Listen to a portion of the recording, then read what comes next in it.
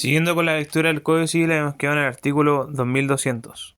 Artículo 2200. Si no se hubiere fijado término para el pago, no habrá derecho de exigirlo dentro de los 10 días subsiguientes a la entrega. Artículo 2201. Si se hubiere pactado que el mutuario pague cuando le sea posible, podrá el juez, atendida las circunstancias, fijar un término. Artículo 2202. Si hubiere prestado el que no tenía derecho de enajenar, se podrán reivindicar las especies mientras conste su identidad. Desapareciendo la identidad, el que la recibió de mala fe será obligado al pago inmediato con el máximo de los intereses que la ley permite estipular, pero el mutuario de buena fe solo será obligado al pago con los intereses estipulados y después del término concedido en el artículo 2200. Artículo 2203. El mutante es responsable de los perjuicios que experimente el mutuario por la mala calidad o los vicios ocultos de la cosa prestada, bajo las condiciones expresadas en el artículo 2192. Si los vicios ocultos eran tales que conocidos no se hubiera probablemente celebrado el contrato, podrá el mutuario pedir que se rescinda. Artículo 2204. Podrá el mutuario pagar toda la suma prestada aún antes del término estipulado, salvo que se hayan pactado intereses. Artículo 2205. Se puede estipular intereses en dinero o cosas fungibles. Artículo 2206. El interés convencional no tiene más límites que los que fueren designados por ley especial, salvo que, no limitándolo la ley, exceda en una mitad al que se probare haber sido interés corriente al tiempo de la convención, en cuyo caso será reducido por el juez a dicho interés corriente. Artículo 2207. Si se estipulan en general intereses sin determinar la cuota, se entenderán los intereses legales. Artículo 2208. Si se han pagado intereses, aunque no estipulados, no podrán repetirse ni imputarse al capital. Artículo 2209. Si se han estipulado intereses y el mutuante ha dado carta de pago por el capital, sin reservar expresamente los intereses, se presumirán pagados. Artículo 2210. Derogado. Título 32. Del depósito y el secuestro. Artículo 2211. Llámese en general depósito el contrato en que se confía una cosa corporal a una persona que se encarga de guardarla y restituirla en especie. La cosa depositada se llama también depósito. Artículo 2212. El contrato se perfecciona por la entrega que el depositante hace de la cosa al depositario. Artículo 2213. Se podrá hacer la entrega de cualquier modo que transfiera la tenencia de lo que se deposite. Podrán también convenir las partes en que una de ellas retenga como depósito lo que estaba en su poder por otra causa. Artículo 2214. El depósito es de dos maneras: depósito propiamente dicho y secuestro. 1. Del depósito propiamente dicho. Artículo 2215. El depósito propiamente dicho es un contrato en que una de las partes entrega a la otra una cosa corporal, inmueble, para que la guarde, y la restituya en especie a voluntad del depositante. Artículo 2216. El error acerca de la identidad personal del uno o del otro contratante o acerca de la sustancia, calidad o cantidad de la cosa depositada no invalida el contrato. El depositario, sin embargo, habiendo padecido error acerca de la persona del depositante o descubriendo que la guarda de la cosa depositada le acarrea peligro, podrá restituir inmediatamente el depósito. Artículo 2217. Cuando según las reglas generales deba otorgarse este contrato por escrito y se hubiere omitido esta formalidad, será creído el depositario sobre su palabra, sea en orden al hecho mismo del depósito, sea en cuanto a la cosa depositada o al hecho de la restitución. Artículo 1218. Este contrato no puede tener pleno efecto sino entre personas capaces de contratar. Si no lo fuera el depositante, el depositario contraerá, sin embargo, todas las obligaciones de tal. Y si no lo fuera el depositante tendrá solo acción para reclamar la cosa depositada mientras esté en poder del depositario, y a falta de esta circunstancia tendrá solo acción personal contra el depositario hasta concurrencia de aquello en que por el depósito se hubiere hecho más rico, quedándole a salvo el derecho que tuviere contra terceros poseedores y sin perjuicio de la pena que las leyes impongan al depositario en caso de dolo. Artículo 2219. El depósito propiamente dicho es gratuito.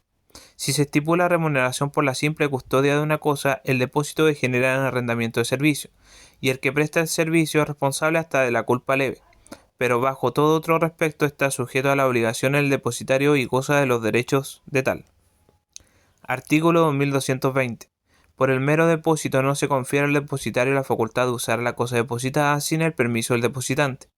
Este permiso podrá a veces presumirse y queda al arbitrio del juez, calificar las circunstancias que justifiquen la presunción, como las relaciones de amistad y confianza entre las partes. Se presume más fácilmente este permiso en las cosas que no se deterioran sensiblemente por el uso. Artículo 2221. En el depósito de dinero, si no es en arca cerrada cuya llave tiene el depositante o con otras precauciones que hagan imposible tomarlo sin fractura, se presumirá que se permite emplearlo, y el depositario será obligado a restituir otro tanto en la misma moneda. Artículo 2222. Las partes podrán estipular que el depositario responda de toda especie de culpa. A falta de estipulación responderá solamente de la culpa grave, pero será responsable de la leve en los casos siguientes. Primero, si se ha ofrecido espontáneamente o ha pretendido que se le prefiera a otra persona para depositario. Segundo, si tiene algún interés personal en el depósito, sea porque se le permite usar de él en ciertos casos, sea porque se le concede remuneración. Artículo 2223. La obligación de guardar la cosa comprende la de respetar los sellos y cerraduras del bulto que la contiene. Artículo 2224. Si se han roto los sellos o forzado las cerraduras por culpa del depositario, se estará la declaración del depositante en cuanto al número y calidad de las especies depositadas, pero no habiendo culpa del depositario será necesaria en caso de desacuerdo la prueba. Se presume culpa del depositario en todo caso de fractura o forzamiento. Artículo 2225. El depositario no debe violar el secreto de un depósito de confianza ni podrá ser obligado a revelarlo. Artículo 1226. La restitución es a voluntad del depositante. Si se fija tiempo para la restitución, esta cláusula será solo obligatoria para el depositario, que en virtud de ella no podrá devolver el depósito antes del tiempo estipulado, salvo en los casos determinados que la ley expresa. Artículo 1227. La obligación de guardar la cosa dura hasta que el depositante la pida, pero el depositario podrá exigir que el depositante disponga de ella cuando se cumpla el término estipulado para la duración del depósito, o cuando aún sin cumplirse el término, peligre el depósito en su poder o le cause perjuicio. Y si el depositante no dispone de ella, podrá consignarse a sus expensas con las formalidades legales. Artículo 2228. El depositario es obligado a la restitución de la misma cosa o cosas individuales que se le han confiado en depósito, aunque consistan en dinero o cosas fungibles, salvo el caso del artículo 2221. Artículo 2229. La cosa depositada debe restituirse con todas sus accesiones y frutos. Artículo 2230. El depositario que no se ha constituido en mora de restituir no responde naturalmente de fuerza mayor o caso fortuito, pero si a consecuencia del accidente recibe el precio de la cosa depositada u otra en lugar de ella, es obligado a restituir al depositante lo que se le haya dado. Artículo 2231. Si los herederos, no teniendo noticia del depósito, han vendido la cosa depositada, el depositante, no pudiendo o no queriendo hacer uso de la acción reivindicatoria, o siendo esta ineficaz, podrá exigirle que le restituyan lo que hayan recibido por dicha cosa, o que le cedan las acciones que en virtud de la enajenación les competan. Artículo 2232. Los costos de transporte que sean necesarios para la restitución del depósito serán de cargo del depositante. Artículo 2233. Las reglas de los artículos 2181 hasta 2885 se aplican al depósito. Artículo 2234. El depositario no podrá, sin el consentimiento del depositante, retener la cosa depositada, a título de compensación o en seguridad de lo que el depositante le deba, sino solo en razón de las expensas y perjuicios de que habla el siguiente artículo. Artículo 2235. El depositante debe indemnizar al depositario de las expensas que haya hecho para la conservación de la cosa, y que probablemente hubiera hecho él mismo, teniéndola en su poder, como también de los perjuicios que sin culpa suya le haya ocasionado el depósito. 2. Del depósito necesario.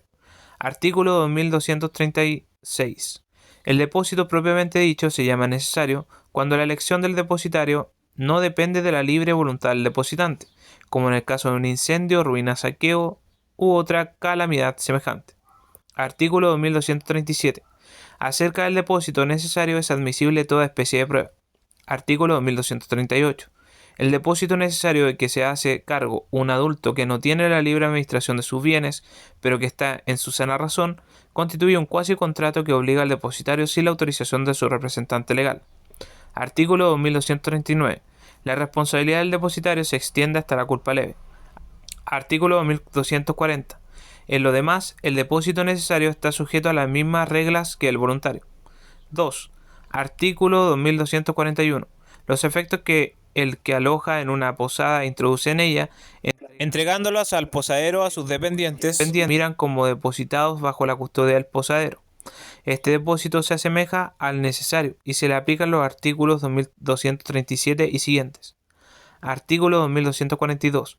El posadero responsable de todo daño que se cause a dichos efectos por culpa suya o de sus dependientes o de los extraños que visitan la posada, y hasta de los hurtos y robos, pero no de fuerza mayor o caso fortuito, salvo que se le pueda imputar a culpa o dolo.